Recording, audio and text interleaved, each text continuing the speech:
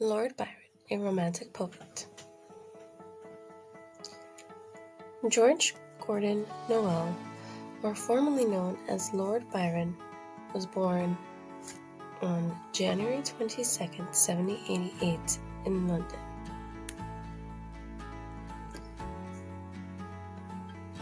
At the young age of 3, unfortunately his father passed away and later inherited the title from his great-uncle in 1798. After some time, he decided he would embark his education at Harrow School and Cambridge University. After his studies, he decided that he would explore all throughout Europe from 1809 through 1811, and then would later return in 1812, then publishing Childe Harold's Pilgrimage, in which became very famous.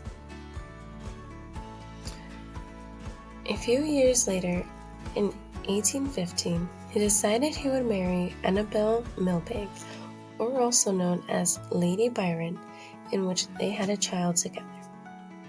Unfortunately, their relationship came to an end in 1816. During this time, Lord Byron decided he would flee London and would go to England due to all the backlash from their separation. During his time in England, he came across a woman named Claire Claremont, in which he had another daughter with, but unfortunately it is unsaid when their relationship came to an end.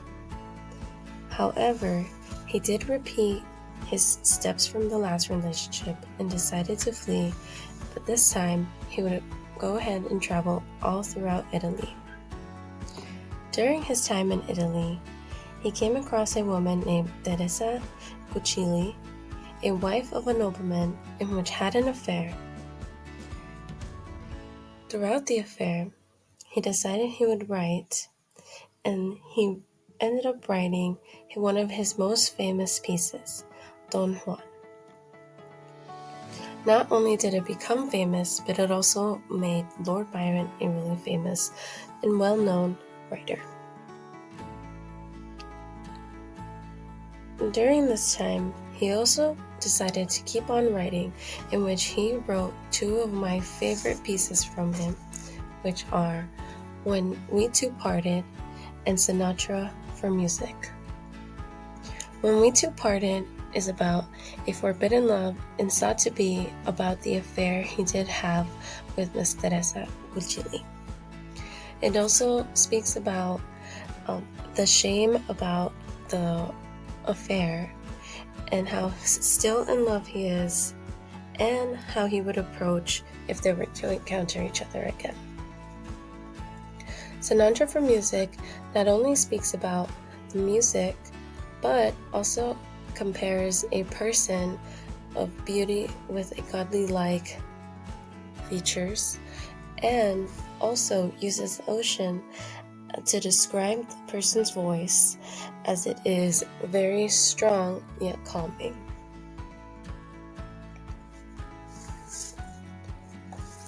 Aside from being a writer, he was also a very brave man, as he decided to once flee to Greece in July of 1823 in order to join the War of Independence against Ottoman Empire.